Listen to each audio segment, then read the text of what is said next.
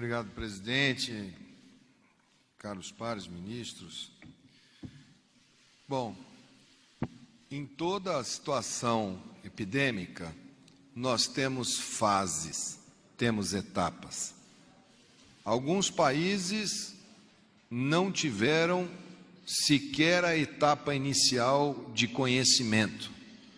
O caso da China, que abre com o desconhecido e, quando começa a contar os casos, já estava no seu terço final da epidemia. Não temos os números do que ocorreu lá em Wuhan nos meses de dezembro, novembro, outubro e setembro, quando provavelmente se iniciou os casos. Portanto, ela era uma cidade de 12 milhões de habitantes, numa região grande, que ficou setembro, outubro, novembro, dezembro, sem dar nenhum alerta à população. E chegou ao ponto de ter que construir aquele hospital que todos viram, e logo depois caíram os casos, dando eventualmente a impressão de que tenha sido o hospital ou aquelas medidas que corrigiram. Hoje já se sabe, pela marcha desta epidemia em outros países, aonde a gente pega do D0 algumas situações que diferenciam, como é o caso da epidemia no mundo asiático e o comportamento disciplinar asiático, como é o caso do Irã, que foi pego sem um sistema de saúde minimamente organizado, e é o caso da Europa, onde nós temos os números ocidentais de diferentes países. Todos eles, todas as curvas, essa epidemia ela vem crescendo e num determinado momento ela sobe abruptamente, quando ela tem a transmissão epidêmica. É como se você estiver andando num caminho e você tem que subir alguns morrotes e, de repente, está na frente do sistema de saúde, está o Monte Everest. Se nós formos subir todos o Monte Everest, muitos não aguentarão, porque nós não teremos equipamentos, não teremos estrutura para subirmos todos ao Monte Everest.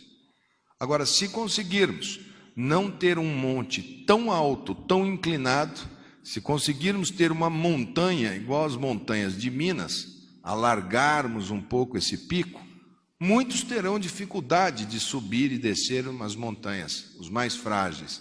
Mas essa caminhada pode ser bem menos pesarosa do que a travessia do Everest. Nós estamos no pé deste monte, e o tamanho desse monte depende diretamente do comportamento das pessoas. Depende, em primeiro lugar, de ter foco no cuidado com as suas famílias, idosos.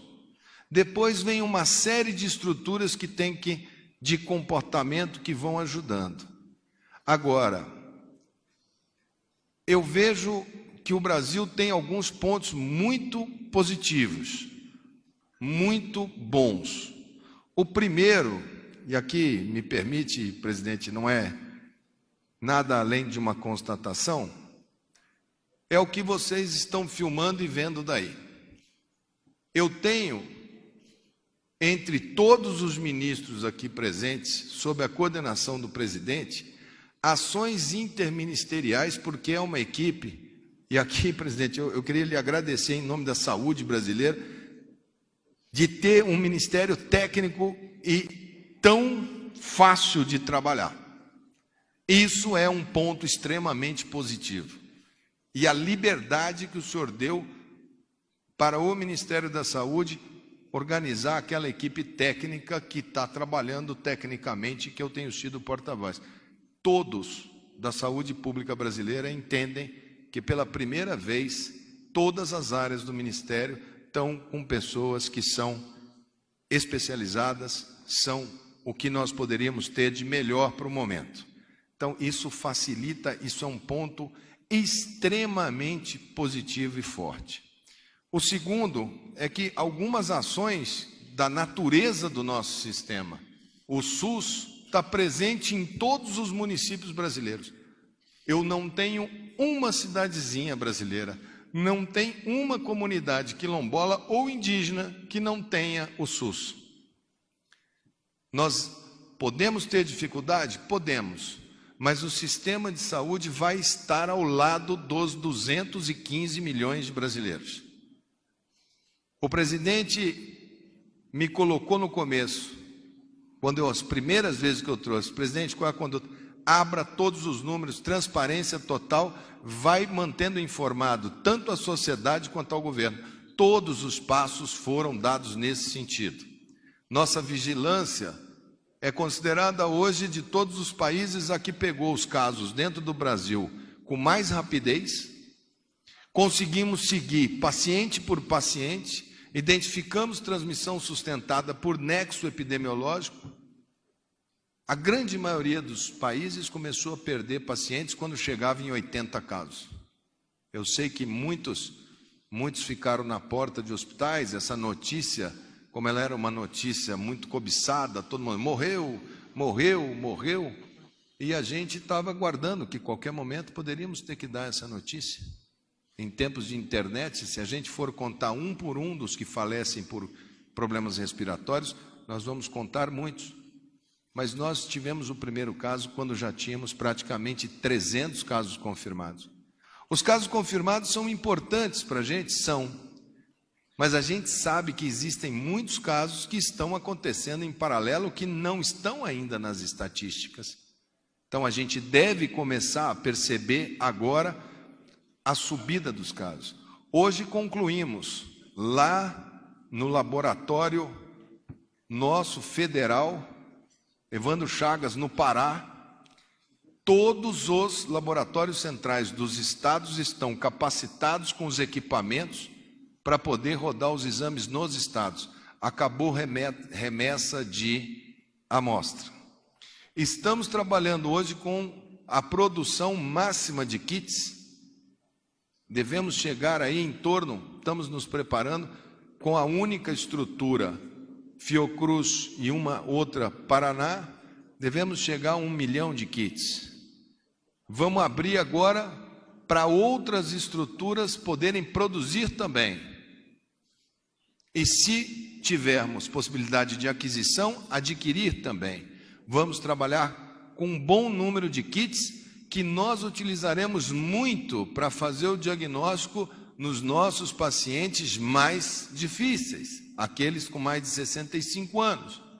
E teremos o teste de imunoglobulina, de anticorpo, para fazer da população de uma maneira geral, para termos a exata noção da epidemiologia.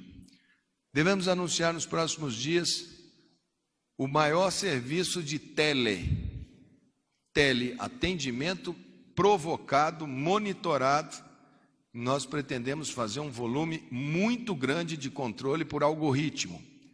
Será uma maneira que a gente vem discutindo com os nossos epidemiologistas, com as nossas equipes, e deveremos ter uma ferramenta bem inovadora para que todo brasileiro possa receber a chamada e, ao digitar sinais e sintomas, a gente classificar o risco e mantê-lo sistematicamente monitorado.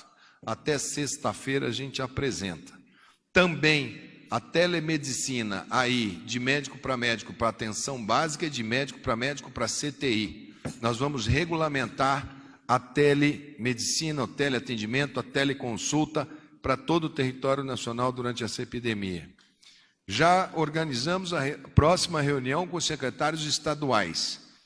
Todos os estados terão que ter o seu cenário. Se tivermos uma epidemia aí, teremos quantos pacientes? Já temos condições de fazer cálculos. Teremos quantos pacientes adoecidos? Precisaremos de quantos leitos sem respirador e quantos leitos com respirador, para sabermos qual é a necessidade total. Nós estávamos, e hoje o presidente determinou, muito preocupados por conta de aquisições, de venda de respiradores por parte do Brasil. O presidente determinou, o ministro Paulo Guedes foi extremamente ágil, aonde nós interrompemos a exportação de itens que nos são extremamente importantes para o enfrentamento, principalmente respiradores. A criação, junto com o ministro Braga Neto, que fizemos já ainda na época, no início, quando reconhecemos a epidemia, fizemos o Comitê Interministerial para amparar as medidas de saúde. Agora, elas são muito maiores do que a competência apenas da saúde. O espectro é muito maior. Quando se fala em fechamento de fronteira, que precisa do ministro Moro, precisa das relações exteriores, os impactos econômicos. É muito fácil falar, fecha tudo, não deixe ninguém sair. Quando as pessoas têm ainda muita informalidade, pouco recurso, precisa ser criado planos de alternativa econômica, e eu preciso muito da equipe do ministro Paulo Guedes. Esses fechamentos de estrada, presidente, que alguns governadores insinuam, nós precisamos trazer isso, essa logística, Tarcísio, ela é de interesse nacional, porque não adianta fechar tudo e faltar o frango que está pronto para chegar, porque daí você segura uma coisa e desabastece a outra. Se eu não chegar com cloro, para pôr o cloro na água de todo o Brasil, que é servida para 200 milhões de brasileiros, a gente sai do vírus e cai em problema de qualidade de água. Então, é necessário que isso, quando for feito, ela precisa ter ótica mais centralizada, e é isso que a gente está vendo agora, a partir desse momento, muitas medidas serem mais centralizadas, já que são típicas de momentos de epidemia. Também a questão hoje com o ministro Wagner do Rosário, também por determinação do presidente, é muito difícil fazer compra de materiais no mercado extremamente agressivo que a gente está vivendo, nas formalidades e rigores da Lei 8666. Então, nós fizemos, por isso, a minha ida para pedir ao TCU, para pedir ao STF, para pedir que eles tragam soluções de ritos sumários. E hoje me parece que o presidente vai recebê-los para que possamos receber como são esses ritos sumários. Transitado em julgado, análise, assinatura do judiciário, do TCU, os técnicos todos têm muito receio de assinar determinadas situações, por isso é extremamente importante. Teremos dias duros, teremos semanas cansativas, aonde esse assunto vai nos trazer extremo estresse. Faz parte do estresse notícias enviesadas, faz parte do quadro da doença, faz parte da doença o aparecimento de especialistas, cada um dando a sua visão, faz parte da doença o fake news que confunde e dramatiza, faz parte da doença a avidez pela manchete que mais vende, já que a manchete mais dramática é a que dá mais acesso, faz parte da doença aqueles que eventualmente não percebem que o momento é de calma, nós vamos passar, teremos dias difíceis, o Brasil já passou por momentos mais dramáticos do que esse na sua história, muito mais. Os nossos avós, os nossos bisavós deram toda a demonstração de civilidade, de solidariedade, de passarmos juntos, dos imigrantes que vieram para construir essa nação. Nós somos todos aqui filhos desses imigrantes, dessa grande mescla que sempre deu as suas características de andar junto. O presidente é o grande timoneiro desse barco, está levando o Brasil, nós estamos muito parecidos com as nossas medidas, com as medidas da Inglaterra.